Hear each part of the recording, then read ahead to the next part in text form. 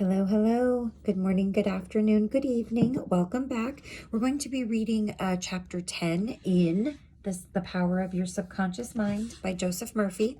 This will piggyback on the previous chapter. We're talking more about finances right now, wealth, the blocks that we have placed on ourselves, the things that we tell ourselves that block us from more abundance, things that are more deep-seated, probably from childhood. We're talking about the things that people say that keep money from them and ways that we can help ourselves. So in this chapter, we're going to just continue talking about that. So there's about 3 chapters on the subject of money and success in this vein. They are shorter chapters, but they still pack a ton of great information and tools and things that you can use to help yourself move past that, if that's something that you struggle with. So let's go ahead and get started, okay? Your right to be rich. It is your right to be rich. You are here to lead the abundant life and be happy, radiant, and free. You should therefore have all the money you need to lead a full, happy, and prosperous life. You are here to grow, expand, and unfold spiritually, mentally, and materially. You have the inalienable right to fully develop and express yourself along all lines. You should surround yourself with beauty and luxury. Why be satisfied with just enough to go around when you can enjoy the riches of your subconscious mind? In this chapter, you can learn to make friends with money, and you should always have a surplus. Your desire to be rich is a desire for a fuller, happier, more wonderful life. It is a cosmic urge. It is not only good, but also very good. Money is a symbol. Money is a symbol of exchange. It means to you not only freedom from want, but beauty, luxury, abundance, and refinement. It is merely a symbol of the economic health of the nation. When your blood is circulating freely in your body, you are healthy. When money is circulating freely in your life, you are economically healthy. When people begin to hoard money, to put it away in tin boxes, and become charged with fear, there is economic illness. Money has taken many forms as a medium of exchange down through the centuries, such as salt, beads, and trinkets of various kinds. In early times, a person's wealth was determined by the number of sheep and oxen they had. Now we use currency and other negotiable instruments, as it is much more convenient to use an ATM card or write a check than carry a sheep around with you to pay your bills. How to walk the royal road to riches. Knowledge of the powers of your subconscious mind is the means to the royal road to riches of all kinds, spiritual, mental, or financial.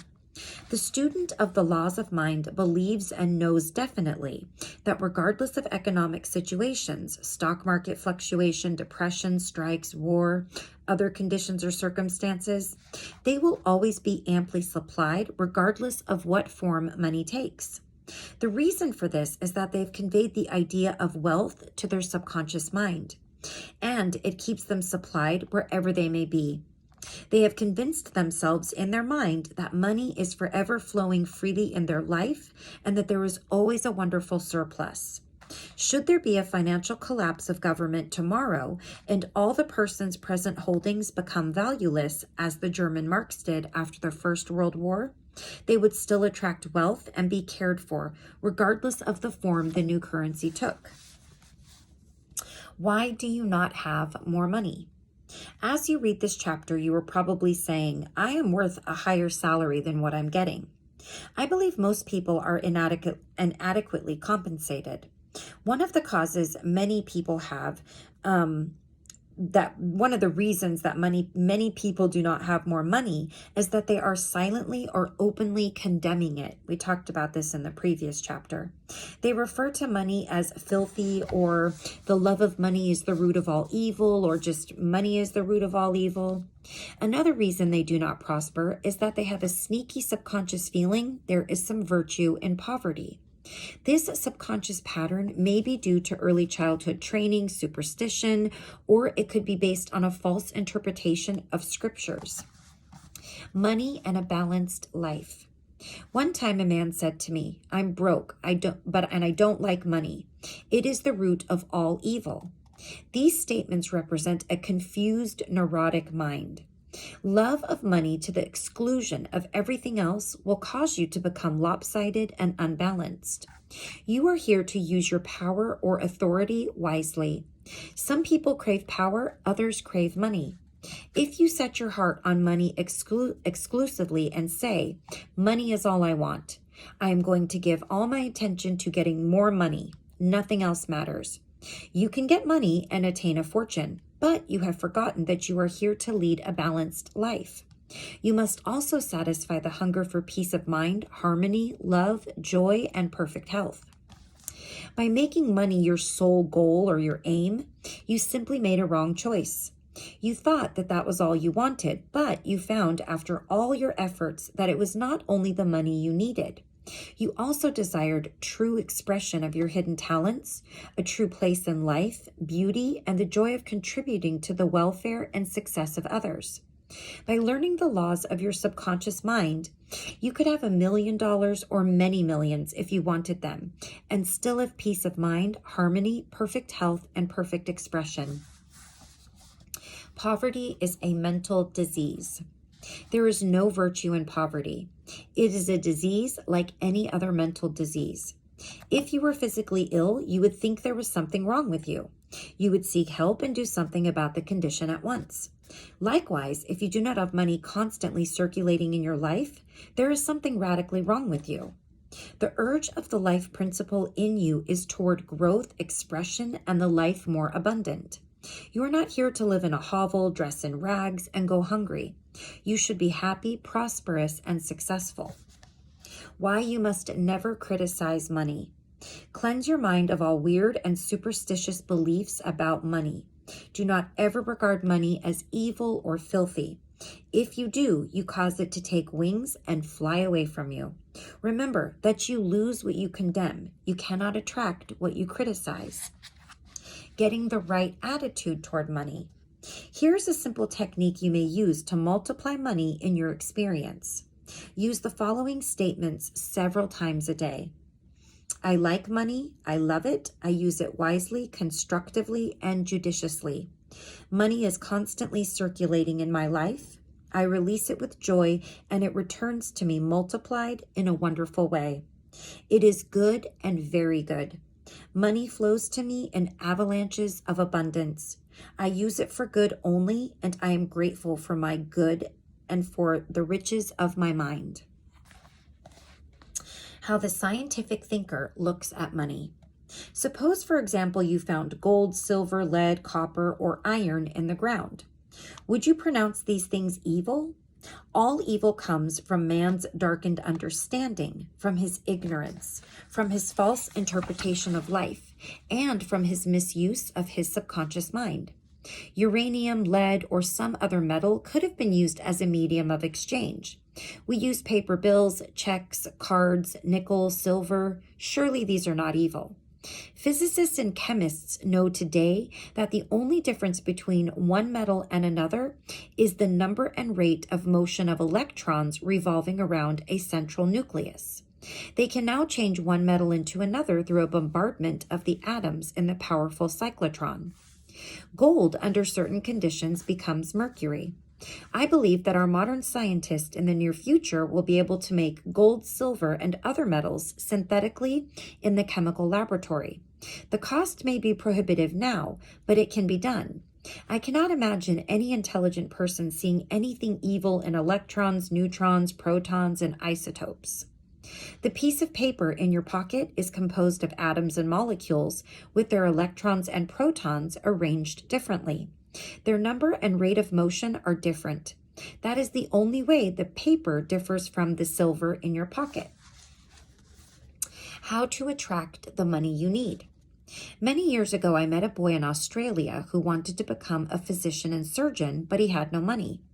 I explained to him how a seed deposited in the soil attracts to itself everything necessary for its unfolding, and that all he had to do was take a lesson from the seed and deposit the required idea in his subconscious mind. For expenses, this young, brilliant boy used to clean out doctors' offices, wash windows, and do odd repair jobs. He told me that every night as he went to sleep, He used to picture in his mind's eye a medical diploma on a wall with his name on it in big, bold letters. He used to clean and shine the framed diplomas in the medical building where he worked. It was not hard for him to engrave the image of a diploma in his mind and develop it there. Definite results followed as he persisted with his mental picture every night for about 4 months. The sequel of this story was very interesting. One of the doctors took a great liking to this young boy, and after training him in the art of sterilizing instruments, giving hypodermic injections, and other miscellaneous first aid work, he employed him as a technical assistant in his office. The doctor later sent him to medical school at his own expense. Today, this young man is a prominent medical doctor in Montreal, Canada. He discovered the law of attraction by using his subconscious mind the right way. He operated an age-old law which says, "Having seen the end, you have willed the means to the realization of the end." The end in this case was to become a medical doctor. This young man was able to imagine, see, and feel the reality of being a doctor. He lived with that idea, sustained it, nourished it, and loved it until through his imagination, it penetrated the layers of his subconscious mind and became a conviction, thereby attracting him everything necessary for the fulfillment of his dream. Why some people do not get a raise. If you are working in a large organization and you are silently thinking of and resenting the fact that you are underpaid, that you are not appreciated, and that you deserve more money and greater recognition, you are subconsciously severing your ties with that organization. You are setting a law in motion, and the supervisor or manager will say to you, "We have to let you go." Actually, you dismissed yourself. The manager was simply the instrument through which your own negative mental state was confirmed. It was an example of the law of action and reaction. The action was your thought, and the reaction was the response of your subconscious mind. Obstacles and impediments on the pathway to riches. I am sure you've heard a person say, "That person makes money in a bad way. They're a racketeer. They're getting money dishonestly. They're a faker and a fraud. I knew them when they had nothing. They're a crook, a thief, a swindler." If you analyze a person who talks like that, you discover they usually are in want or suffering from financial or physical illness. Perhaps their former colleague friend went up the ladder of success and excelled them. Now they are bitter and envious of their progress. In many instances, this is the cause of their downfall. Thinking negatively of these classmates and condemning their wealth causes the wealth and prosperity that that person is praying for to vanish and flee away. They are condemning the thing they are praying for. They are praying in two ways. On the one hand, the person says, "Wealth is flowing to me now." And in the next breath, silently or audibly, they're saying, "I resent that person's wealth." Always make it a special point to rejoice in the wealth of the other person. Protect your investments. If you are seeking wisdom regarding investments, or if you are worried about your stocks or bonds, quietly claim, "Infinite intelligence governs and watches over all my financial transactions, and whatsoever I do shall prosper."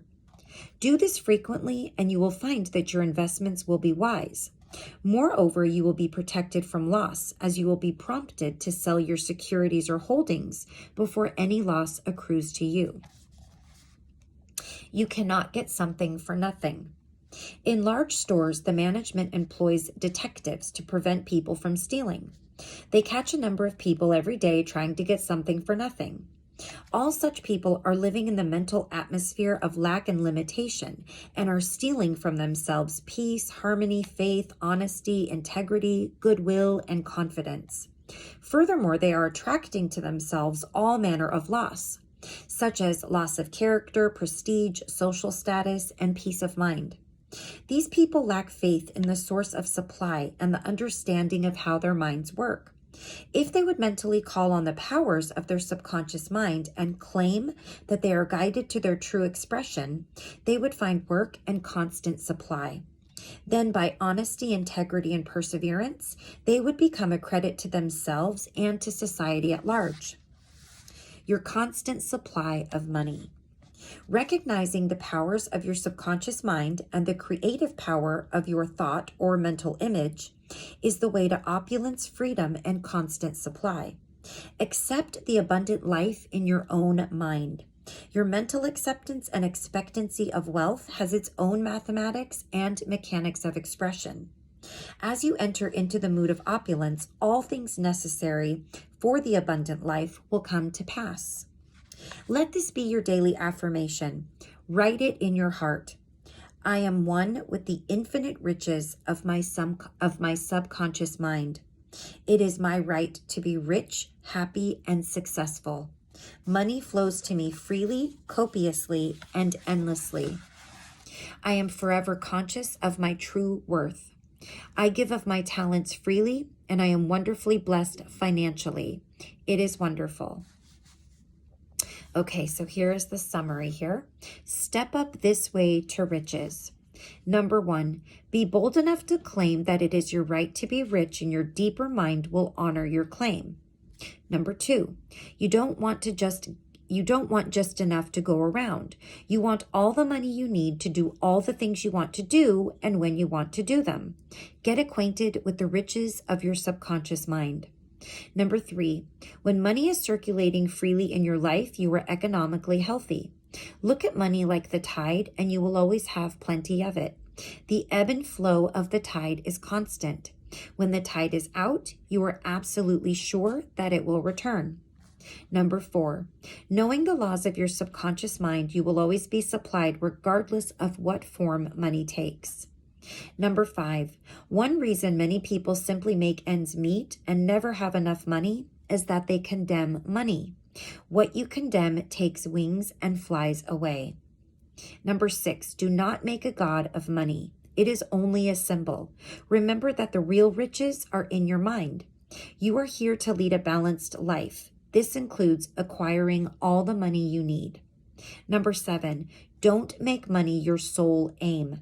Claim wealth, happiness, peace, true expression, and love, and personally radiate love and goodwill to all. Then your subconscious mind will give you compound interest in all these fields of expression. Number 8, there is no virtue in poverty. It is a disease of the mind, and you should heal yourself of this mental conflict or malady at once. Number 9, you are not here to live in a hovel, to dress in rags, or to go hungry. You are here to lead the life abundant. Number 10, never use the terms filthy or I despise money. It's filthy money, dirty money. You lose what you criticize. There is nothing good or bad, but thinking of it in either light makes it so. Number 11, repeat frequently. I like money. I use it wisely, constructively, and judiciously. I release it with joy, and it returns 1,000-fold. Number 12, money is not evil any more so than copper, lead, tin, or iron, which you may find in the ground. All evil is due to ignorance and misuse of the mind's powers. Number 13, to picture the end result in your mind causes your subconscious to respond and fulfill your mental picture. And number 14, stop trying to get something for nothing. There is no such thing as a free lunch. You must give to receive. You must give mental attention to your goals, ideals, and enterprises, and your deeper mind will back you up. The key to wealth is application of the laws of the subconscious mind by impregnating it with the idea of wealth. Okay, so that wraps up. I think we're on this is chapter 10. And then our next chapter, we will talk about our subconscious mind as a partner in success.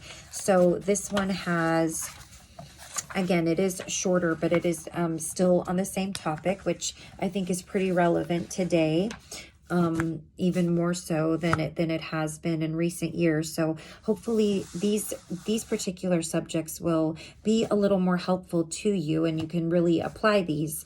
Many quick, but apparently they're not apparently, they are something that can work for you and will work for you if you believe, and if you follow the steps in here and you say what he's asking you to say before you go to sleep, which I think is always nice, because that's when it's kind of easiest to just sit still, because that's the point of it. I've been doing that myself personally, trying to kind of focus on something specific and follow, either doing like the mental movie, or, you know, playing it out in your mind, or saying something very specific. So, you know, you never know what power you can unleash when you try to look outside the box of what the rest of society is doing. Because guess what? It's not going so great right now for a lot of people. So in any way that we can help ourselves, that in turn helps all others, I figure, why not? You know, why not learn more about how you can use all of this power that you were given, because we are powerful beings. And if we knew how powerful we were, if we all realized it right now, it's nighttime where I'm at, it would be a different world in the morning. So until next time, when we continue reading a little bit more about money, please take care of yourself and all of those around you. And I will see you again in my next video. Take care. Bye-bye.